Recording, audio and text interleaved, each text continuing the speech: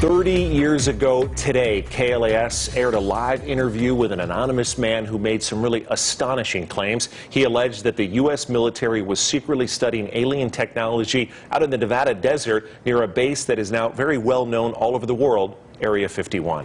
A lot has changed in the decades since Bob Lazar first told this wild story. The Pentagon recently admitted that it really has been secretly studying UFOs and then it wanted to figure out and duplicate that technology. George Knapp looks back at that 1989 interview that started a whole new conversation. It's totally impossible. The propulsion system is a gravity propulsion system. The power source is an antimatter reactor. This technology does not exist at all. The claims sounded like Hollywood sci-fi. Months later, when his identity was revealed, Bob Lazar said he worked at a secret facility near Groom Lake where alien technology was being reverse engineered, that is, taken apart to figure out how it worked and whether the Pentagon could duplicate it. This is the simple drawing he made at the time. Here now, I had access and was permitted to view and look at the operation of this main level with the gravity amplifiers and the level below. The premise seems less preposterous now. In a new documentary about Lazar, he describes in detail the spacecraft he worked on 30 years ago. The craft that I worked on, that when it's going to travel a long distance, that is how it operates. It flies along and it puts its belly to the target and then brings all the amplifiers to power, and it shoots off in that direction. It doesn't fly as it would in the science fiction movies. It flies with the belly, the bottom forward. If the description of a spacecraft tilting sounds familiar, take a look at the so-called Gimbal UFO, a video released by the Pentagon in 2017.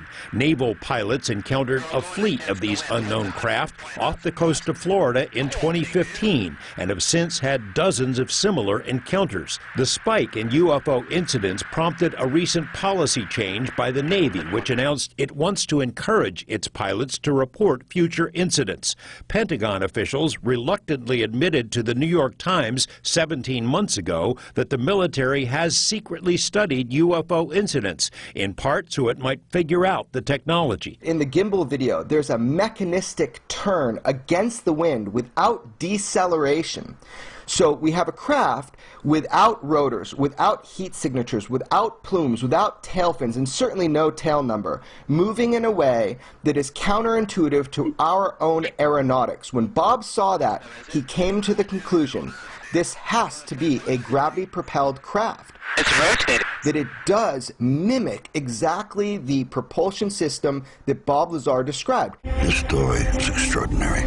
Jeremy Corbell directed the Lazar documentary, but he also broke the story about another now famous UFO incident, the 2004 Tic Tac encounter.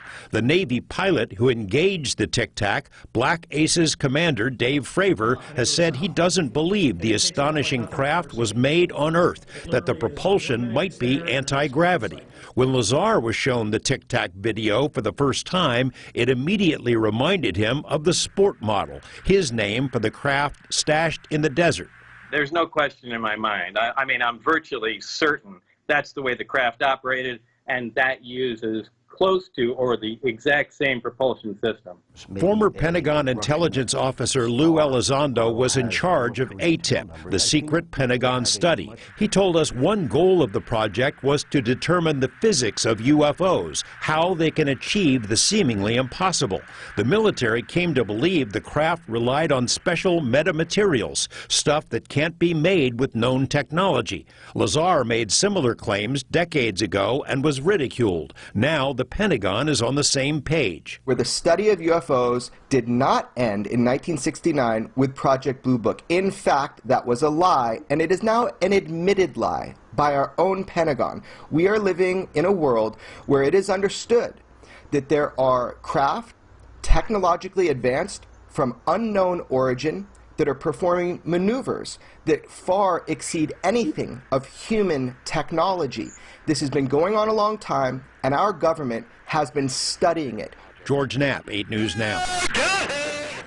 As always, we have posted additional links and resources connected to this story on our website, including news reports from our archives.